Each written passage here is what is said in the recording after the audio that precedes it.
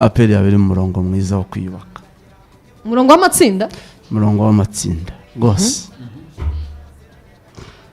Nakomeje gushaka amakuru ye nkimenya ko aperi mushaka cyane ndetse ibiganiro bigeze kure, ndetse nta gihindutse abamuhagarariye bagomba kugera mu Rwanda kurangiza deal. Abafana ba aperi muzamure imitima y'umukara n'umweru, bambwira izina manzi mbe mushaka kuri muzamure emoji za Lions, mbe muzamure za emoji z'intare mitima twayiretse. Avuye mu kipe yakiriye amatsinda Yitwa Amani Kouadiokane Michel Braigeneve. Geze nagora nshaka kuryandika ntari ko ngo ongera.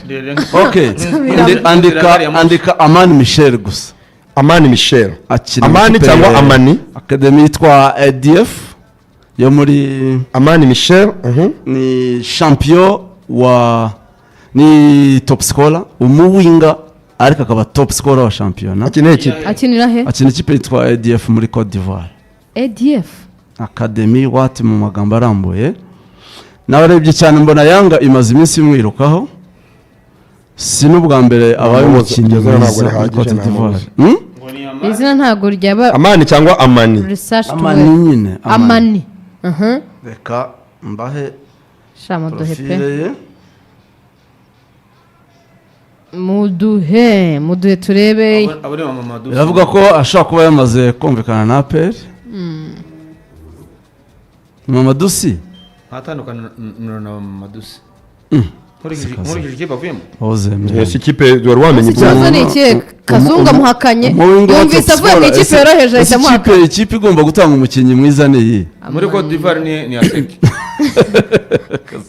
ari igitanga ni Aseki imoza uzi ko ikipe imanuka, uzi ko Liverpool igeze gukura umukinnyi muri Newcastle yamanutse mu cyiciro cya kabiri akaza akaba inyenyeri witwa Jojo Wijnaldum. Urabyibuka na Robertson yavuye mu kipe, abakinnyi se bava ko bava mu makipe mato, avuye muri Premier League, nta kipe itatanga umukinnyi, nta kipe itatanga umukinnyi ukomeye. Urandi n'ububirigi n'ahandi arafro, ariko bari kuvuga nta ati kipe itatanga umukinnyi. Nese niba namagaje atanga umukinnyi agakomera, Muhanga atanga umukinnyi agakomera, nta kipe ku isi itavumba. Ahubwo ikipe cyane muri iyo kipe yakoze Ange yavuye si muri Muhanga, ahubwo Karenzi icyo cy'ingenzi uvuze ko wemera ko yabonye umwataka mwiza, umuwinga mwiza, umuwinga mu left winger mwiza, umuwinga ushobora kuba top scorer muri championnat. Je nibaza ko akomeye kandi Kouadiokane Amani myaka 27 ni mukuru iyanditse. Iyo yemerera ko uburebe maso itabona kipe yitwa Afad Plateau. Afad bigakubitiraho umwanya agiye gukina 27 Fad Plateau umuwinga Fad Plateau kandi ibi ikipe ubundi ihagaze gute? Korange ndi kwikanga mugano akazungura ikipe ya Fad Plateau ntabwo n'ubundi watara yamwicaza. Afad Plateau yasoreje ku mwanya wa gatatu, iya mbere Asec Mimosa, ya kabiri San Pedro, ya gatatu Afad Plateau. Yasoje championnat ifite amanota 50, yarushwaga 12 na Asec Mimosa. Shaka wa list y'aba top scorers agiye muri aba ya mbere. Oya kandi yaba ya gatatu, ya gatatu nisiyo ngurese Mamadusi abonye umusimbura wenyine. Urwego nawe unacyo wahindutse, ntabwo rero yabari umusimbura, umukinnyi arakuze cyane, ntabwo uyu ni umukinnyi, ntabwo bakazanye 27 kwicara. Ikipe ya gatatu ntiyatanga umukinnyi mwiza. Côte d'Ivoire habaye niba ushaka kujya mu matsinda, ikipe izakina Confederation, izakina Confederations ishobora guhura na Rayon Tweda tumureba yazaba yenda taje muri APR yabaye ya gatatu. Ikipe ibonye sport ya Confederations ari kujya mu matsinda ntibishoboka. Izo kipe ziritabira Côte d'Ivoire tubona ikipe imwe gusa ikina matsinda ya Champions League cyangwa Confederation. No itari yo ubuguze nkaba Mamadusi wasezereye urwego ni rumwe. Aya kazo umukinnyi ukomeye yava mu ikipe yose yitwaye ate? Wibuke ngo uri ikipe utarajya mu matsinda, uragura abakinnyi utarajya mu matsinda, none se wiyongereye iki? Ese ka wongera cyangwa kujya mu matsinda ashobora kuba ari mwiza, ariko ndashaka kumenya impamvu uri kutubwira ko abonetse muri uriya mwanya ariwo mujyo mwiza wo kugura abakinnyi ba peje twavugaga abakinnyi bakinnye amatsinda confederation bakinnye amatsinda ya champions league yakinnye ya none se mu winga utsinda ukeneye iki kintu none se Memerda yaje ameze imyumvire rero ni Memerda yaje nyenyeri wa none se reka ku ruhando nyafurika ntitwe twaramubonye niyo mpamvu yabaye none se gira umugisha yagiye muri bagira umugisha yagiye muri Al Hilal avuye muri umugisha n'imboga ubu kuri bari yakinnye amatsinda biroroshye Al Hilal si apel Al Hilal ikina amatsinda umukinnyi wese uje ugenda kuri ritime y'abahari ukaba umukinnyi ukomeye cyangwa bakakurekura ni nkuko Yanga yaguruye Yanga irakomeye ntabwo ari nka apel urumva nayisa iramushaka Pakome arimo gukambakamba bagiye kurekura Pakome zuzo yaje abantu twikanga amakuru mfite iramushaka urumva nayisa igira abakinnyi benshi nuko ngo iyo udafite mu mikinire yayo barakurekura kuko ntabwo Yanga yaguruye ngo niyo ngenderwaho reka uraza usanga ikipe ikomeye bitandukanye na apel irimo kwiyuka guhera kuri zero ikeneye umukinnyi wakinnye amatsinda gusa udakinnye amatsinda apel irahiye icyo nakivuze mbere rwose uruvuze izina ndareba aho uvuye twarebye umudefanseri akina muri Stade Marie n'urucabana niba atari Stade Marie muri Mali ni Joliba nk'ubu Cameroon niwambwira ngo waperezanye umukino muri Cameroon ngo urahiye umuntu aranyandikiye ngo Fadi yakinnye amatsinda ryari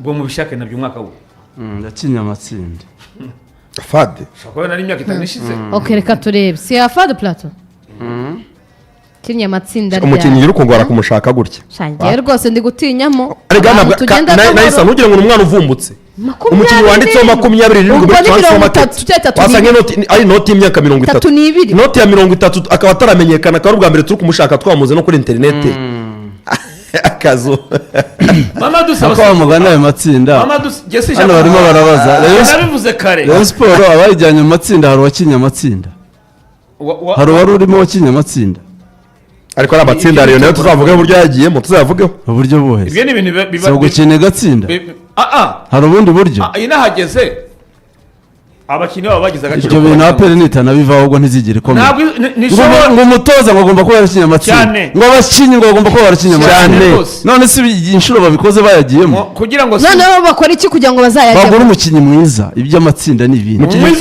mwiza umupimira he umupimira igipimo cya nyacyo umupimira ku matsinda uramusikautinga yacu apel imaze kugura abakinnyi tuvuga abakinnyi bakinnye amatsinda nuko scouting yacu iri hasi apel iramutse ifite timu ya scouting ijagajaga Afurika muri sezo yose umukinnyi wese bazana twamwemera ariko ko nta timu ya scouting ifite ari umukinnyi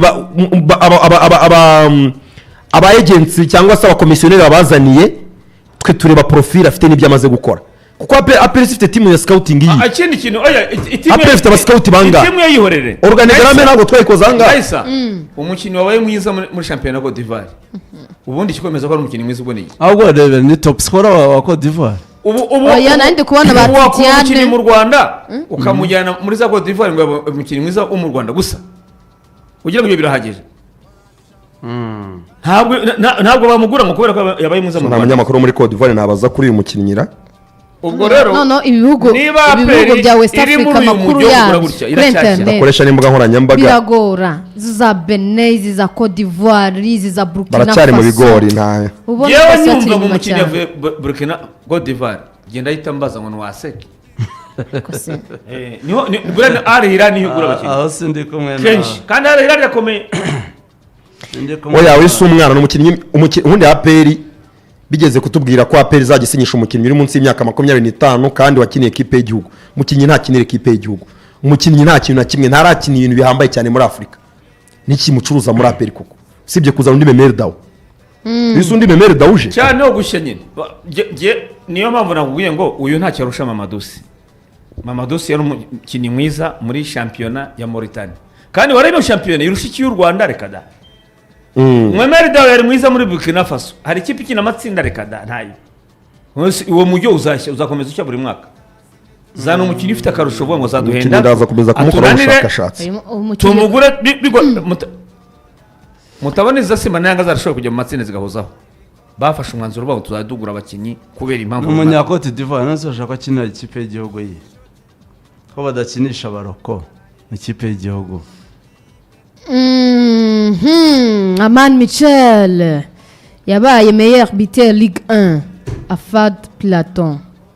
kanze namaze kubona urubuga rwa bapostingiraho amakuru y'ishampiyona maze kurugwaho ndaza kumucakira nimbona atari mu bakinnyi bahataniye ibihembo by'umukinnyi w'umwaka kandi yatsinze ibitego byinshi Meyer Joueur baye ni Ligue 2 ndebe Ligue 1 Ligue 1 Côte d'Ivoire ko yitwa ibitego byinshi se bingahe se buretse hari abana ndi kubona bati Diane bande niyo arimo kumva ko ari top scorer ambwiye ko ngo ari top scorer kandi mu winga Diane Diabaté oya ibi bihugu nabyo kubona amakuru yabo cyo kibazo ibihugu biragora ntabwo biteye imbere nkatwe mu bijyanye na top scorer wa Côte d'Ivoire wamubura ni wamubura ntabwo wakoresha imbwa nkoranyambaga akazuba kanze njye kuri Facebook umuntu wasigaye hari umuntu unyohereje aga screenshot hano yitwa Claudio Kanamani champion yabo yitwa Ligue 1 CIV Ligue 1 playing for Afad Plateau finished as the top scorer of the Ivory Coast League 1 ariko niba ararushije bamuri za seke mimoza kazungu nanone nitubona ko arushaho muri za seke mimoza top scorer ibitego 12 none se kazungu ni kuki arushaho muri za seke mimoza nusanga ari byo yarushije n'uwitwa Dramane Kamagate wa San Pedro yabaye kabiri afite ibitego 17 ni umuwinga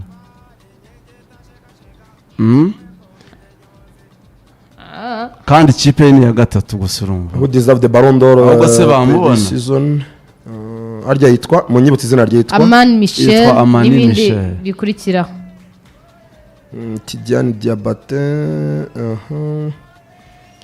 abakinnyi ba saison bahabwa amahirwe kandebe uyashaka ndamucakira tu transfer zo muri APR se muri iyi minsi nese ubundi transfer ni yande ni ya Eton yande ashaka kuba ngo uyu mukinnyi ahuje umu agent n'umutoza amakuru ansoza atagenda gushyiramo akaboko ke toza Taleb aho mba nemeye none se Taleb haraho reka yubakira ikipe ubundi yajyaga aza nyuma abakinnyi barabaguze haratandukanye na Samani se urumva ibyo bintu bishoboka ninde wazanye Taleb muri APR kugira ngo uhite ubihuza nahise nawe urakubagana wazanye Taleb nawe uzana umukinnyi birashoboka nibyo ndi kubabwira nyine kugira ngo abantu bumve connection mbona uyu mukinnyi utavuga cyane ra ariko hari ibyo nari ndi kubona nanjye nkabona ngo ni Meyer Bite muri Côte d'Ivoire arumbwiye ngo mwibuke ko APR yazanye umutoza abamuzanye bazatubeshya ko yatwaye Champions League nibi bya top scorer bisaba gucekinga nje ibintu byo muri APR by'abakinnyi bashaka kuza n'abatoza zajya ncekinga ko dushobora kuyobya subwa mbere nabanyobejwe rwose ize nkubeshye ngo bibutse ko inaha bonye umwami Taiba na afite 17 nase so umukinnyi mwiza ni Taiba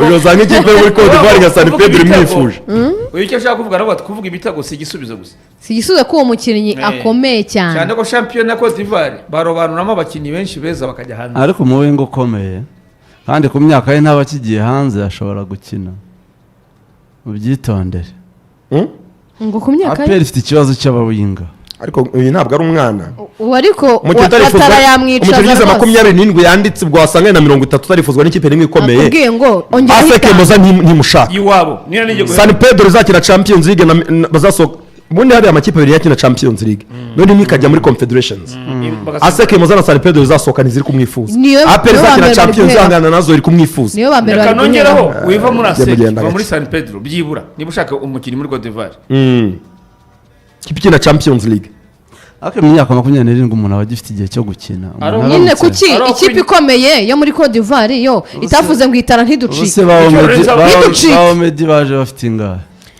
reba umukinnyi ukomeye ubwo karenze umukinnyi ukomeye wemeje abantu bose muri Côte d'Ivoire yitwa Diane Diabaté urumva akinira equipe yitwa Karuhogo urumva yatsinze ibitego 17 atanga assist 7 contribution ibitego 24 niwe nyenyeri kuva afite ibitego 10 niwe nyenyeri ni ukuvugwa hara mu gihugu cya Côte d'Ivoire yewe uwo niyo nabonye urabyumva hari pages ngende ndimo nakurikira page ya Facebook ya federation hari abitwa ba Dramane uyu mukinnyi nawe baramuvuga hari Yusuf Dosso hari Amara Traoré statistique kubera ko abantu bazi ibintu byaratubibona bitugoye Diane Diabaté umuntu ashobora kuza akatubesha niwe wamubonye niyo nakomeje Diane Diabaté none umuntu ngo wabaye top scorer ananiwe kutuha urutonde rwo Diane turebe ibitego yatsinze ndabikuzanira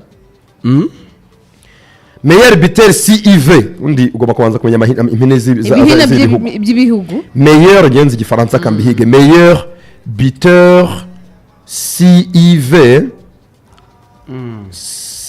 CIV 2026 sibyo apel nta muntu uzayibanye mbere ndebera ibi bidakwiriye nimbibora kipe nakuze nkunda wowe Tidiane Diabate niwe watsinze ibitego byinshi urumva akurikirwa na Suleiman Fofana wa ASEC Mimoza ubwo Diabate no Karongo iyi saison iyi 2025-2026 uri sure Karasoma débuteur let's gato May 15 tari 13 z'ukwa gatanu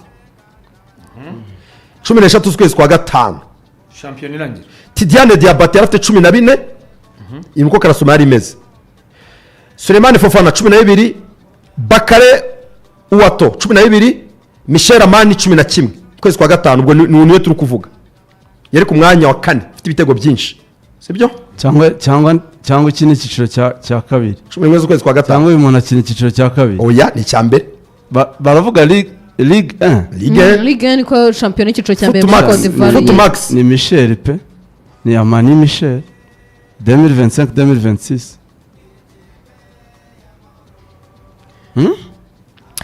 Amani Michel sacré meilleur buteur de la saison 2025-2026 de Ligue 1 yitwa Lonachi i champion le joueur de Afad Plateau officiel terminé la saison en tête de classement des buteurs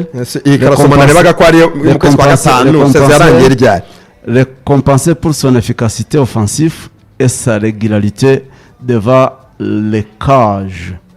Nos félicitations à lui. Meilleur buteur de Rengi. Yo Karasoma nyene ni yi il official.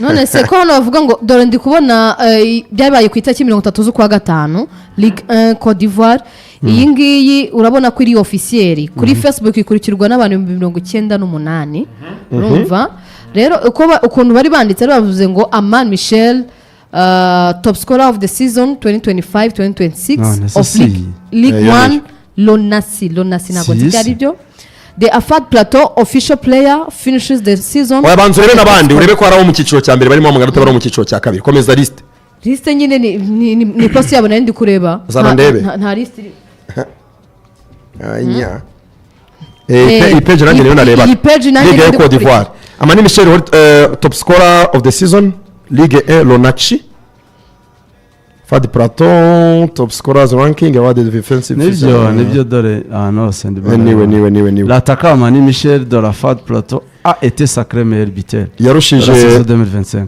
yarushije Tidiane sinzi aho ba Tidiane mu bakora Tidiane Diabate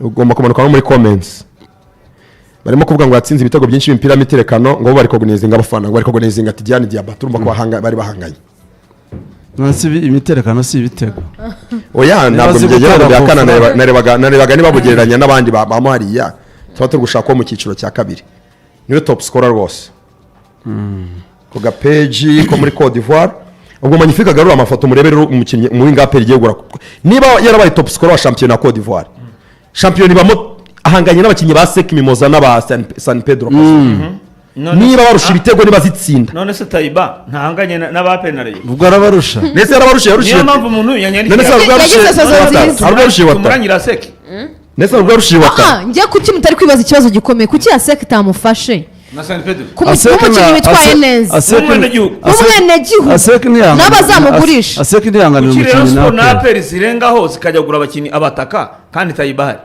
ari umwenegihugu akoze kazu ukora nicyo kibazo ariko n'undi nawe n'umunyarwanda uyu mwataka ashaka ko APR isubira kuri Kanyarwanda yese APR yabona ubwo aho yangiye ubwo wabene muri uwo mujyo ASEC ijya mu matsinda kazu uyu muntu n'umuwinga ariko icyo kibazo APR ikeneye umuwinga utsinda ASEC na San Pedro ASEC ntabwo ifite ubushobozi bwo kubuza APR umukinnyi mushaka ntabwo yarwana na APR umukinnyi ntabwo imuvanye muri Afad Plateau ASEC ni nk'akademi ntabwo irwana abakinnyi n'amakipe yes niko bimeze ibagura bakiri bato ikabagura kuri make ikabacuruza ariko ntijya ku isoko ngo ihanganire umukinnyi ntishobora kugura umukinnyi w'ibihumbi 100 ntibishoboka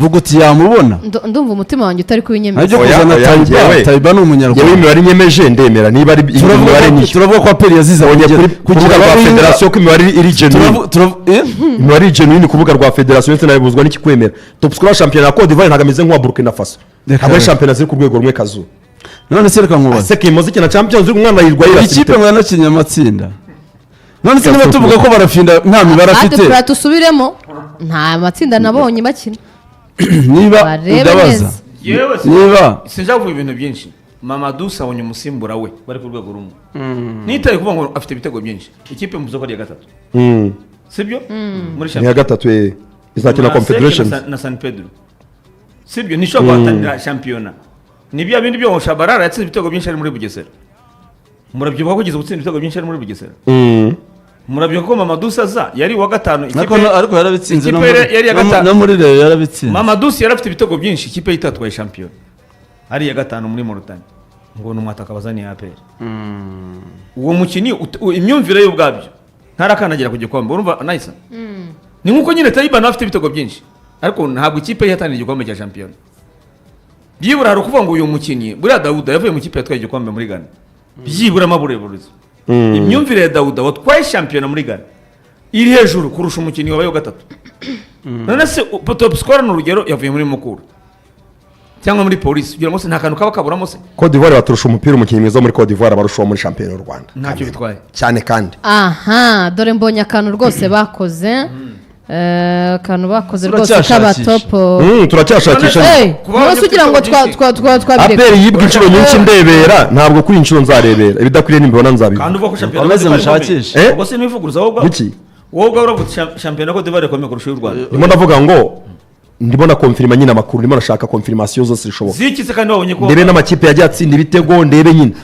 ndebe nta penalty nyinshi zirimo Rastaman ikomereza muri uwo mujyo abakinnyi nk'aba uwo ntemera ni wa muzamu ariko umudefanse ngena namwemeye ariko umuwinga umudefanse umuwinga ushobora gutsinda niba koko n'umudefanse ari ahari ni beza gutya ariko uyu we top 5 yewe rwose meilleur buteur muri ligue Mupenzeto akomeje kunyemeza umva ukuntu bakurikirana none byose nabibonye Aman Michel Afad ibitego 17 Tidiane Diabate ibitego 14 Suleiman Fofana Wasek 12 Dakale Keve Wato 12 Sindu Bakayoko 11 abangani basoje uyu muwinga ni impamvu imwe yatuma APR ishobora kumubona ni iyi myaka afite none se singuye magnifique nakabereke dore kino gihembo yahawe iyi myaka yo yabaye recognized nk'umukinnyi muri awards mu bihembo hora byaratanzwe uyu mupenzi uri kumamagara senire ni Mupenzeto ndumiwe reba ndumiwe nimero Mupenzeto ni ye kare kumamagara ni Lorenzo nose witwa Mupenzi wese aba yitwa ndavuze ngo Mupenzi etamaze kunyemeza bitamona umuntu Mupenzi umamagaye muri Trukora nimero erwa na kangaye tare ni ako urakorogana kabisa ejo kwagiye kunshimira ko rakomeje ko asigaye amaze kunyemeza kuri transfer you can't be delegation babereke kara kantu ngo batanze ibihembo bya sezo uyu ni utayizamu official wahize abandi mu gutsinda ibitego byinshi muri Cote d'Ivoire kandi ni umuwinga w'ibumoso wa mwanya barafinda na Kiwanuka aje kwa challenge Kiwanuka Simba na Kiwanuka umwenje udaso aho Simba APR komeje kunyemeza oya hano ntabwo ndi kumva urashaka top scorer wa South Africa wa Cote d'Ivoire buriya wa South Africa urashaka wa Misiri cyangwa wa Maroc Kazungu turi kumwe mu mutima yamaze kwemera mu mutima wa Kazungu yamaze kwemera ariko nagashaka kubyatura reba ngo uyu mukinnyi ya PFC igiye kuzana kuri 11 iki ni igihembo bango izi ni awards nekwe kuri page official ya Nuza ya ligue ya Cote d'Ivoire lauréat meilleur buteur ligue 1 Amani Michel Afad Platon nguwo ariko umusore ubumutse rwose afite na tayenzi cyane mu wingu ugiye kujya yicaza Kiwanuka Mupenzeto amaze kunyemeza cyane mu wingu utsinda niba azi gutera amakufura niba azi gutera impira iteretse ni showadire imyaka ni imibare reka mbabwire imyaka ni imibare Kagere Medi yajyanye Simba mu matsinda ari umukinnyi mukuru urumva yarazengurutse muri za polisi muri za reyo muri za hebiranga umukinnyi nk'uyu ushobora kuba top scorer wa shampiyona atari umwataka, aperi ntishobora gusiringa iyi deal ikarangira, kuko amakuru mfite rwose ni uko umujyanama we agomba kurandinga i Kigali. Umujyanama wande w'uyu mukinnyi umuhagarariye agomba kubanza akajya Kigali akumvikana n'ikipe. Amafoto yo kuri page ze muri buryo y'umunsi hari ibyo n'umutima ukikanga. Nguwo Magnifique mubereke rwose umuwingo ugiye kuza kwicaza Hakim Kiwanuka, top scorer shampiyona Cote d'Ivoire abakomeye wana amakipe yahakina amatsinda. Si byose tujye twemera. Ntago ndi kubyemera. Kubera iki se? Kuki mutsimbaraye? Afite n'umubiri. Nsigaye nemera Karenzi cyane. Togwe nta mubiri. Karenzi umuntu akwemeje uremera nicyo nemera. Ubu aka kanyemeye kirore. Uyu mwinga wa Taleb Abderrahim yizaniye. Umubonye match nimwe wabonye. Nese ko mbona bari kumujyana muri Yanga. Kinire wabonye kandi nakubwiye ngo urimira mu Rwanda na Yanga. Perse Yanga ni umukinnyi na Yanga. Yanga irifuza service z'umukinnyi wa Fad Plateau muri Cote d'Ivoire umuwinga. Urimo urabisoma mu Kinyarwanda se? Bivanye mu Giswahili mbishyira mu Cyongereza ndikuza mu Kinyarwanda. Yanga iminsi mwiruka. Witwa kwa Diokane Michel Bregeneve imyaka 27. Top scorer wa shampiyona, akinisha amaguru yombi, afite umuvuduko ngo umeze nk'uw'icumu ngo avuduka nk'urumuri. Yakosha. Ngo uyu ni umukinnyi ukomeye cyane ifuzwa n'ikipe ya Young Africa. Nese niba Young Africans mwifuza. Wamukura he kweri? Andemeye.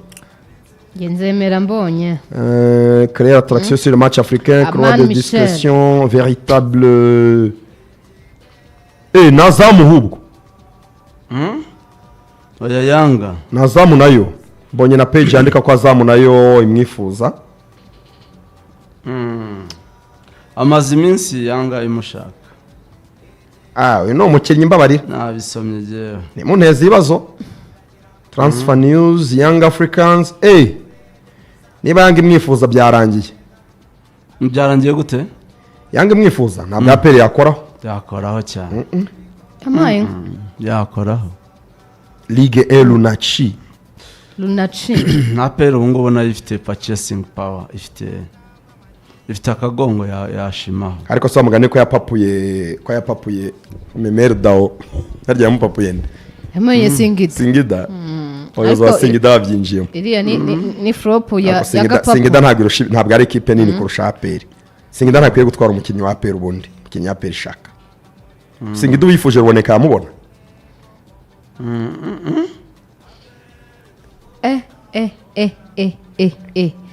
aperi njyewe ndagushyikiye muri transferi biragaragara ko aperi ifite gushaka abakinnyi bazima bafite ibintu bakoze bizwi. Ntabwo ari abakinnyi baje bari basanzwe basinziriye badakina. Akomereza aho rwose. aperi komerezaho. aperi ifite rwose umeze neza. Ku muzamu ntago nemeye neza. Mubazane kare tubarebe muri Sekafa. Ariko abangaba barashoboye. Uwitwa Amani Michel kuri Kufra. Ndi kugenda mbona kuri Twitter reka nze mbahe akakantu. Kuri Kufra. Bipira miterekano. Abari penalty. Shari Kufra zeni. Ono aperi nta n'umukinnyi utera Kufra yagiraga wayibonaga? Aperi ntabwo ari afite umukinnyi utera Kufra rwose. aperi yari maze igihe idafite umukinnyi utera Kufra. Reba kakarinke tera Kufra nk'uwazinyoye neza. Amafoto ndayabonye we mbega umuki. Iyi nkuba rero irajya muri Yanga aperi ntabwo iri buyibone. Aperi bari kibihumbi. Magana 200 se ntiyabibona yabitanga. Abakinnyi benshi yagiye agura nayo ngaho ikabarenze. Yaranga bwo gucomeka akantu katari keza. Akahese. aperi se yatanga yapfa gutanga 200 gutyo gusa. Kubera iki se bamusinyisha imyaka 3? Ntose sayo. Kamereze Magnifique page iri official kuri Facebook. Ariho amafoto meza gororotse. Ayaha abafana ba aperi. Bakunze ba aperi FC transferi nta handi mugeze muyumva. Nta handi mugeze muyumva rwose. Amani Michel. Tangazaji bari kumva gusohora mu kiganiro. Akurikiwe afite followers 800. Tangazaji transfer ko atarayivugara.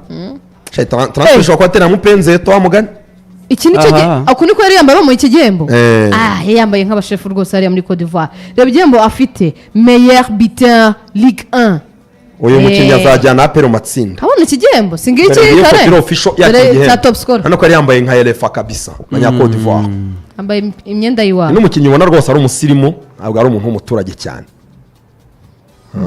Amani Michel Amani Kwadiokan Michel Epiara Epi dore uhamanyije n'umutima wawe uyu mukinnyi yewe mpamanyije umutima wanjye ni W uyu mukinnyi arusha Profere Kiwanuka nigeze top scorer no muri Uganda uyu azakina he azanye banyura he 11 Kiwanuka nigeze abana top scorer wa championnat ya Uganda sibyo uyu ni top scorer championnat Côte d'Ivoire ihangana mo za seki mo zazo bara mu mazungu yasohotse ngo sange twayirangiye iyi nkuru ntago twayisoza ako kazu ushobora kudupara ukivugaho erega pe ni ikipe yawe nutagiye uyivugaho nta nubwo tuyivaho twagwaye ibimenyetso byose bigaragaza ko transfer igororotse ngo kigikize ntabwo mfa kwemerera hari igihe binyemeza nanjye sindi kwemera ariko kazu uwo gutsinda ibitego byinshi ntibihagije Shabarara yatajya muri Sudani y'Epfo yari kuba ari uwa mbere mu bitego yarushaga abatayi bataragenda none se ubwo murangira ikipe yo hanze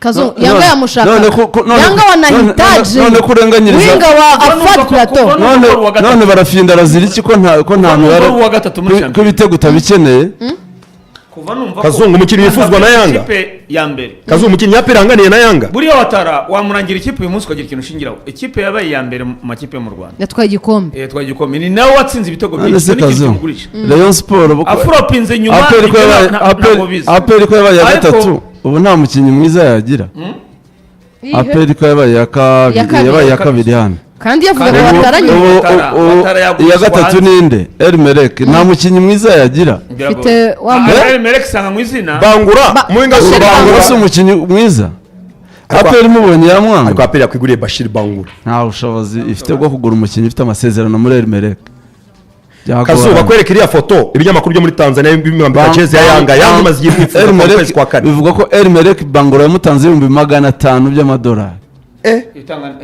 kuri Bashir Bangura 500 none ubwo amasezerano ye ubwo aperi nayo bamuhaye ubwo aperi yamugura ngahe miliyoni bakuba kabiri miliyoni y'amadolari miliyoni n'igice y'amanyarwanda ese niwe wambaye Yanga urumva ko abanyamakuru muri Tanzania batamukorera AI n'akagrafike rwose bagatamwambika imyenda ikipe imwifuza ariko nabwo muri Tanzania ni topic umukinnyi muri Tanzania ni topic ibyo abagenti barabikoresha kugira ngo nibigena mu itangazamakuru bamushaka nase kazo buriya yari umwana aza muri Yanga uyu mu winga tumaze iminsi tuvuga wacaga ibintu umwaka ushize muri Yanga Pacome Zuzu yaravuye muri Aseki aho niho ngaruka nyine niho ibirenge byanjye biri none se Aseki umukinnyi barambagiza ugomba gukora byatumye na Yanga agira impinduka ni abakinnyi bakomeye none se ubwo ikipe imwe yonyine muri Côte d'Ivoire rero yagurisha umukinnyi muri ufite impano cyangwa San Pedro ize ebyiri none se kandi none se uyu munimero yarushije ibitego umukurikirana wa San Pedro mu bitego yarushije abakinnyi bose gutsinda ibitego byinshi abakinnyi bose basetse kibazo nesta ibarusha binga abari Hilal na Aperi ubwo ni barusha ibitego byinshi barusha nyine none se niba ugenda ku bitego Aperi mugure aravuga ngo none barafinda arazira iki kamisobanuro nabyumve arazira imibare uyu nguyu ngo ararusha wa San Pedro nyine wagendera ku cyugura umukinnyi Tayiba afite 17 itoga afite 9 niba ari ibyo ariko va ku rugero rwa Tayiba ntabwo biba buri ikipe ntoya yarusha ikipe nkuru ibitego ariko biranashoboka ko umukinnyi w'ikipe ntoya yaba umukinnyi w'umuhanga kurusha nese umukinnyi muto nyine ava muri ekipe nto akajya muri nese kazo uwo mukinnyi uri mu Rwanda Tayiba ko agiye kujya muri polisi Tayiba agiye kujya muri polisi najya muri polisi uzongera ubona umukinnyi ngo w'ikipe none se reka mbaze kazo ubu abakinnyi neza kugira ngo polisi none se Atletico ni yakangahe muri Espagne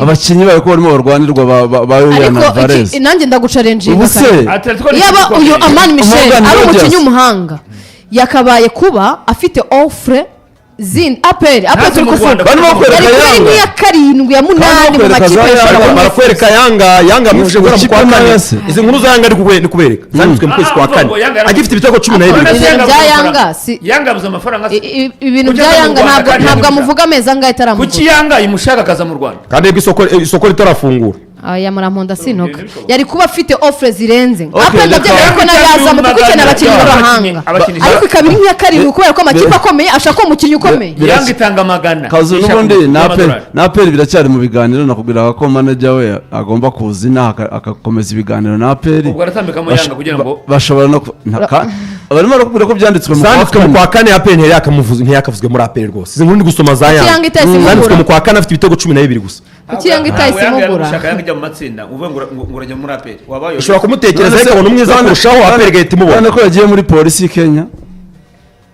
Yanga ko yagiye gushaka rutayizamu muri polisi yo muri Kenya wa Anta ubu ntabwo bazamugenderaho cyane ubushize yatwaye shampiyona iyo si ikipe yabaye gatatu APR se niyo ushyize yitwaye. ku munzani polisi umwaka ushize yatwaye shampiyona ubu yayibuze Goroma yayitwaye ni ikipe washingiraho ko Kazo. urashaka mu mukinnyi twigire muri Murera hari inkuru nyinshi ibintu bya n'amadosiye transferi niho amakipe yacu pana aperi yapfiriye. nizera ko mwaryohewe dufite imyumvire kuri transfer itariyo rwose kandi idahinduka abayobozi b'amakipe akaba aribo bagendera tumaze imyaka mu makipe agura oya nanjye nemera ko muri transfer Ntabwo raporo tutarafata dufite imyumvire ubu Rayon Sport ngo idasinyishije bande ba Ramazani bavuye muri aperi Ramazani kandi barabakubwira ngo muhire Keve agoma ngo sinzi ubu wakumva badasinyishije abo ngo ikipe ntiyasinyishije ahubwo ngo rage Martin amaye urugero hano ati Ngorage. Vitinha yavuye muri Wolves ubu niwe mukinnyi uhetse Paris Saint-Germain cyane coach Uru. umutoza ni umutoza umutoza niwe uhabwa indabyo hariya none se ko yazanye abakinnyi Morgan Rogers ubwira ko ari tare Morgan Rogers akiniye Aston Villa abaye inyenyeri Barcelona bari kwica miliyoni zirenga 100 ikipe izamubona ni ikipe y'ikigu kandi izatanga miliyoni zirenga 100 z'amapaundi unayi urwo rugero Ni izo nabyo ngero Unayi. muzitanga Nabyo nanjye muri coach. nahita nkubwiye ko Igor Thiago wa Brentford yatsinze ibitego byinshi kuruta Gyokoresha ariko muri profile z'abakinnyi bakomeye Gyokoresha yamuze imbere none se yavuye mu ibitego byinshi yavuye mu Bubiligi naho gutsinda ibitego muhamagara. byinshi ntabwo None se ari yavuye none se yavuye definise umukinnyi mwiza cyane Igor Thiago yavuye ikibazo naho yavuye ikibazo n'ibyo bakoze muri bo nyine hari uwari umuzi nibyo hari nyine iviri mu mubwira Bubiligi ari umukinnyi usanzwe gutsinda ibitego gusa ntibihagije kuko kuba uri umukinnyi None se n'umukinnyi ukomeye mubi cyane. reka kubaza ikintu kimwe reka mbaza ikintu kimwe duba muri kutuyobya batumazaho nahise na kazungu batuyobeje ntabwo tureba shampiyona ya Cote d'Ivoire sibyo muri twe uko turi bane nta muntu uyireba na aperi ishaka kugura umukinnyi ntigeze ireba shampiyona ya Cote d'Ivoire sibyo ikintu kimwe wareberaho umukinnyi w'umuwinga ukina imbere usatira kitari ibitego ni iki na assist ibitego na assist umukinnyi w'imbere reka nkubwire ni iki ni ibitego nasitse ariko ukareba n'aho avuye ahavuye nyine avuye muri ekipe yakoze iki yagiye kite avuye muri ekipe yabonye qualification ya Confederations Cup muri Cote d'Ivoire muri Cote d'Ivoire kubera ko utabona rutayizamu wa Sek Mimoza ihora mu matsinda ya Champions League ntabwo wamuguha